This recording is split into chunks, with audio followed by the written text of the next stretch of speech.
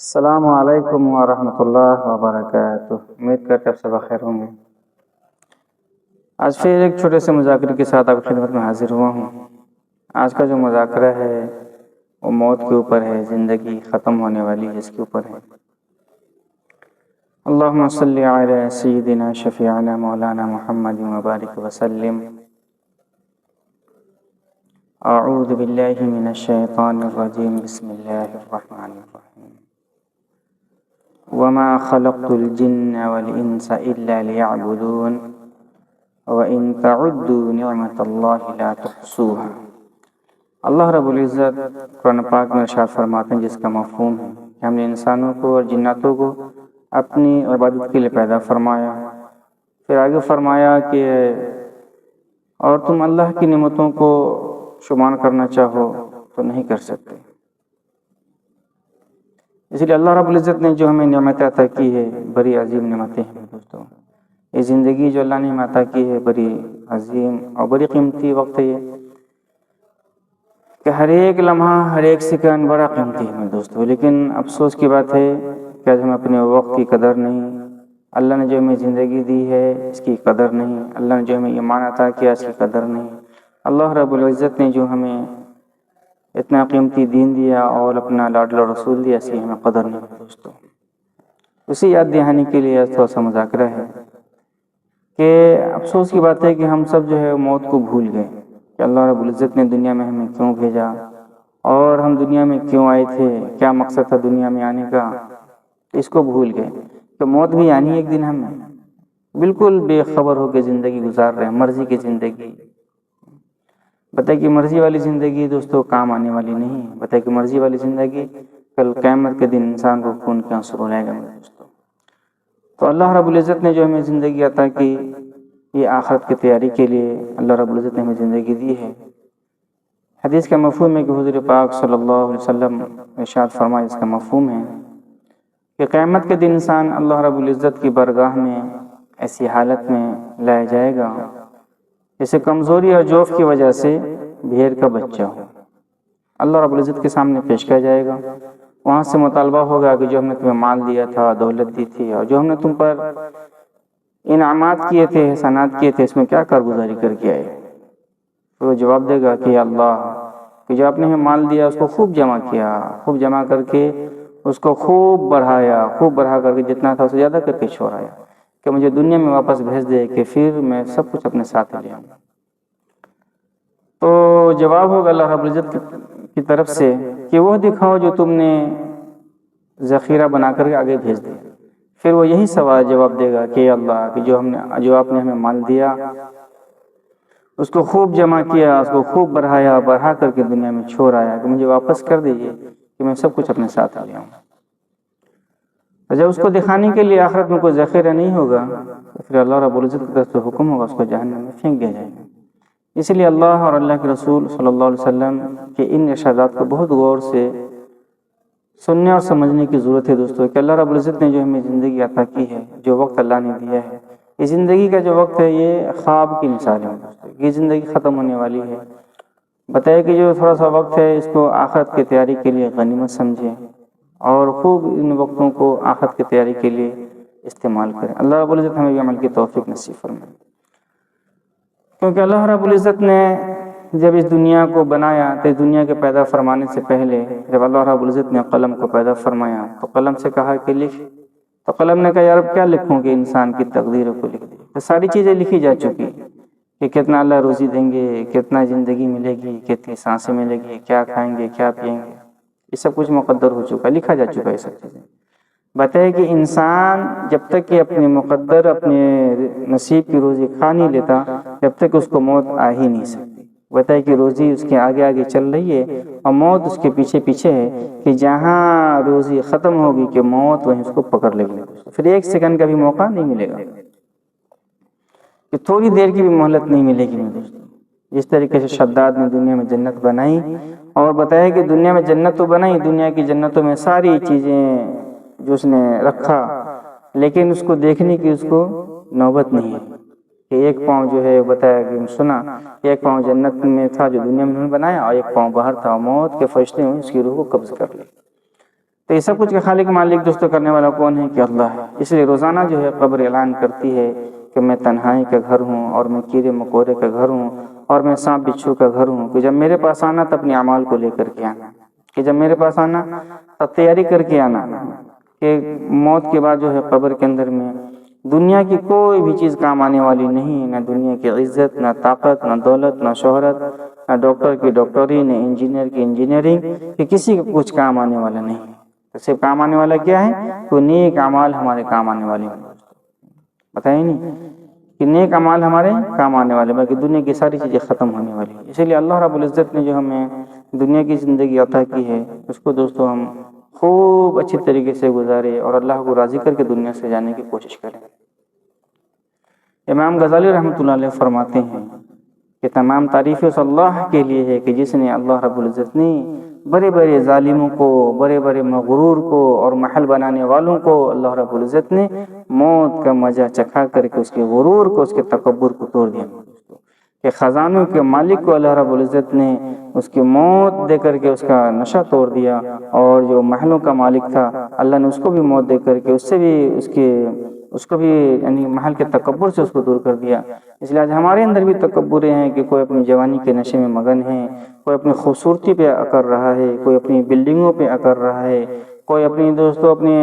علم پہ اکر رہا ہے، کہ ساری کی ساری چیزیں ختم ہونے والی ہیں۔ کہ اگر بتائے کہ تکبر تو صرف اللہ کو زیوا دیتا ہے، کہ اللہ رب العزت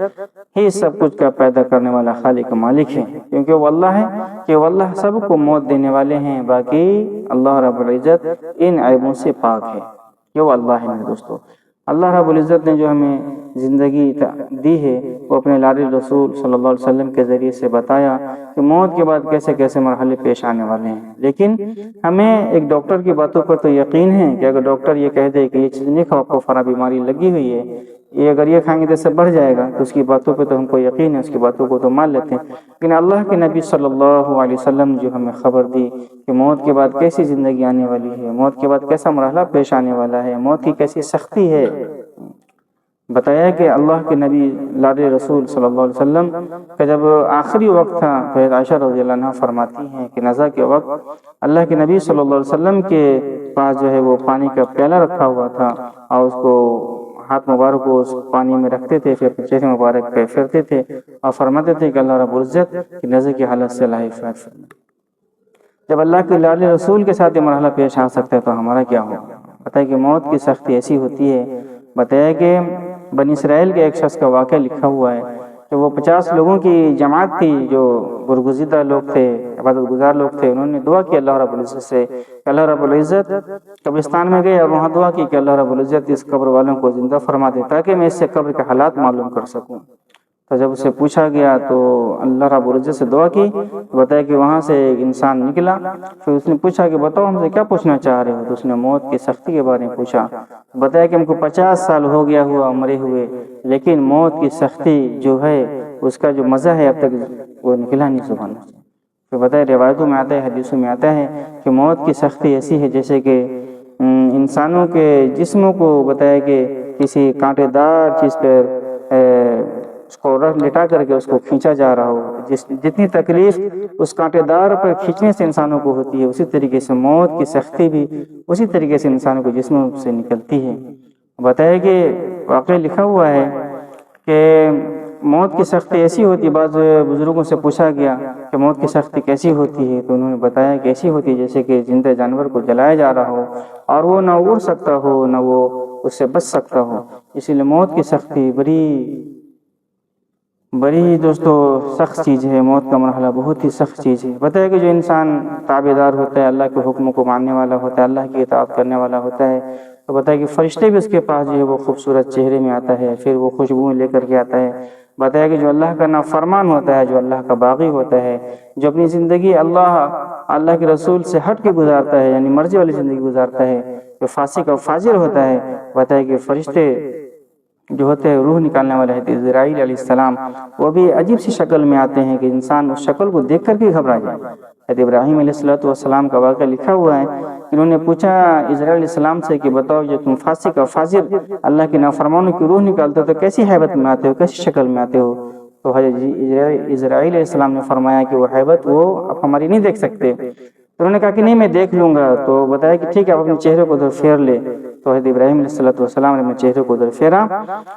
جب پھیرا تو پھر حضرت اسرائیل علیہ السلام نے اپنے جو ہیبت کو چینج کیا، بتایا کہ ایک دم کالا چہرہ تھا اور آنکھوں سے اور منہ سے آگ نکل رہی تھی اور بدبو نکل رہی تھی ایسی سخت، اور پھر کالا لباس تھا، بتایا کہ ایسی ہیبت کو دیکھ کر کے حضرت ابراہیم علیہ السلام بھی دوستو بے ہوش ہو گئے۔ کافی دور بعد جب ان کو ہوش آیا تو پھر حضرت اسرائیل علیہ السلام سے پوچھا کہ ایسی حالت میں تم فاسق اور فاجر لوگوں کی روح نکالتے ہو؟ بتایا کہ یہی مصیبت اس کے لیے کافی ہوتی ہے۔ اسی لیے اللہ رب العزت نے زندگی عطا کی ہے دوستو، اللہ کو جوانی کی عبادت پسند ہے، اسی لیے اپنے جوانی کے وقتوں کو دوستو اللہ کی اطاعت کے مطابق گزارنے کی کوشش کریں کہ جوانی کے وقتوں میں ہر انسان کو اس کی ضرورت ہوتی ہے کہ بیوی بھی اس کو پسند کرتا ہے، اور جس کمپنی میں انسان کام کرتا ہے اس کمپنی بھی اس کو لائک کرتی ہے، اور گھر والے اور دوست احباب سب کے سب اس کو لائک کرتے ہیں، سب اس کو پسند کرتے ہیں۔ تو اللہ رب العزت بھی جوانی میں چاہتے ہیں کہ میرا بندہ ہمارے آگے جھکنے والا ہو اور میری عبادت میری اطاعت کرنے والا ہو، لیکن آج کیا ہے کہ جوانی کے وقتوں میں انسان اپنی مرضی کی زندگی گزارتا ہے کہ جب بوڑھا ہو جاتا ہے، جب اس کو کسی کوئی ضرورت نہیں ہوتی ہے، جب اس کے گھر کے اندر بھی اس کی کوئی ضرورت نہیں ہوتی ہے، تو پھر انسان سوچتا ہے کہ میں اللہ کروں، تو اس ٹائم اللہ کو بھی اس کی کوئی ضرورت نہیں ہوتی ہے۔ اس لیے کہ انسان جوانی کے وقتوں میں اللہ کو یاد کرے، اور جوانی جو ہے بتایا کہ کل قیامت کے دن جب ساری نعمتوں کا حساب و کتاب ہوگا، اس میں سے خاص طور سے جوانی کا بھی حساب و کتاب ہوگا کہ اللہ رب العزت پوچھیں گے کہ بتا کہ جوانی کے ان وقتوں کو کہاں لگایا اور جوانی کے وقتوں میں کیا کارگزاری کی۔ اسی لیے اللہ رب العزت نے زندگی جو وقت دیا ہم اس کو غنیمت سمجھیں اور اس میں زیادہ سے زیادہ آخرت کی تیاری کریں، کیونکہ موت کبھی آنے والی ہے کسی کو معلوم نہیں، اور موت کا وقت دوستوں مقرر نہیں، اور بہت بڑے بڑے فتنے آنے والے ہیں۔ اللہ کے نبی صلی اللہ علیہ وسلم نے ہمیں ساری فتنوں سے آگاہ کیا، دجال کا فتنہ آنے والا ہے، اور بھی پتہ نہیں کیا کیا خرافات ہونے والا ہے۔ اگر ایمان مضبوط نہیں ہوا تو پھر دوستو ایمان بچانا بہت مشکل ہے، اسی لیے ایمان کی فکر کرنا اور اللہ سے ایمان کی حقیقت کو، ایمان کی طلب کو مانگنا کہ اللہ رب العزت ہمیں ایمان کے ساتھ موت تک دین پر، ایمان پر، نماز پر استقامت دے، اور آخری وقت جب ہو تو اللہ رب العزت اس ٹائم ہمیں زبان پہ کلمہ لا الہ الا اللہ جاری فرما دے۔ اسی لیے کہ شیطان جو ہے انسان کا آخری سانس تک انسان کا پیچھا نہیں چھوڑتا، اور اس ٹائم تک اس کو بہکاتا رہتا ہے۔ اسی لیے انسان اچھی مجلسوں کو اختیار کرے، علماء کی صحبت کو اختیار کرے، دین کی مجالسوں کو اختیار کرے، کہ انسان جب جس طریقے کے مجلس کو اختیار کرتا ہے پتہ ہے موت کے ٹائم بھی اس کے ساتھ وہی مرحلہ پیش آتا ہے۔ اگر انسان جو ہے اپنے وقتوں کو گندے ماحول میں گزارتا ہے اور برائی کی جگہ پہ گزارتا ہے، اور پھر یعنی کہ جیسے گندے ماحول میں وقت گزارتا ہے انسان، پھر وہ گندہ ماحول ہی اس کے پاس جو موت کے وقت شیطان پیش کرتا ہے، اور پھر انسان ایمان سے پھر جاتا ہے۔ اس لیے انسان اچھے ماحول کو اختیار کرے، اللہ کے رسول کی باتوں کو زیادہ سے زیادہ سنے، اور اپنے علماء سے محبت کرے، اور علماء کی مجلسوں کو اختیار کرے، دین کی مجلسوں کو اختیار کرے، تاکہ جب انسان کے موت کا آخری وقت ہو تاکہ ان کے سامنے یہ اچھا ماحول پیش ہو، تاکہ اس کی زبان پہ کلمہ لا الہ الا اللہ جاری ہو جائے۔ اسی لیے مسلمان ہونا کمال نہیں ہے، اور مسلمان ہونا کمال نہیں ہے، ایمان والا ہونا کمال نہیں ہے، بلکہ اصل کمال یہ ہے کہ خاتمہ ایمان پر ہو جائے، اور موت کے ٹائم آخری جو زبان پہ کلمہ لا الہ الا اللہ جاری ہو جائے۔ اگر آخری کلمہ زبان پہ لا الہ الا اللہ جاری ہو گیا اور خاتمہ ایمان پر ہو گیا، سمجھو کہ ہمیشہ ہمیشہ کے مزے ہیں دوستو، ہمیشہ ہمیشہ کی عزتیں ہیں، وہ ہمیشہ کی عزتیں کبھی ختم نہیں ہونے والی، وہ ہمیشہ کی مزے کبھی ختم نہیں ہونے والی۔ اگر اللہ نہ کرے کہ بغیر ایمان کے دنیا سے چلے گئے اور بغیر اللہ کو راضی کی دنیا سے چلے گئے، تو وہاں کی مصیبت بھی کبھی ختم نہیں ہونے والی، اور وہاں کی ذلت بھی کبھی ختم نہیں ہونے والی۔ اس لیے اللہ رب العزت سے دعا کرے کہ اللہ پاک ہم سب کو دین پر ثابت قدم رکھے، اور اللہ رب العزت ہمیں دین سے محبت نصیب فرمائے، اور اللہ کے نبی صلی اللہ علیہ وسلم کی سنتوں سے محبت نصیب فرمائے، اللہ دین پر، ایمان پر، نماز پر استقامت نصیب فرمائے، اللہ رب العزت ہمیں بھی نیک عمل کی توفیق نصیب فرمائے۔ السلام علیکم ورحمۃ اللہ وبرکاتہ۔